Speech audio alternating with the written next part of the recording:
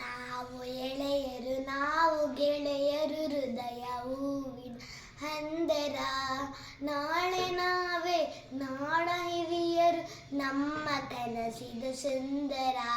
Hindu Muslim ಕ್ರೈಸ್ತರೆಲ್ಲರಿಗೂ ಒಂದೇ ಭಾರತ ಮಂದಿರ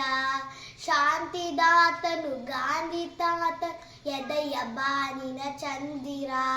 ಜಾತಿ ರೋಗದ ಭೀತಿ ಕಳೆಯುತ್ತ ನೀತಿ ಮಾರ್ಗದಿ ನಡೆವೆವು ಒಂದೇ ಮಾನವ ಕುಲವು ಎನ್ನುತ್ತ ವಿಶ್ವ ಧರ್ಮವ ಪಡೆವೆವು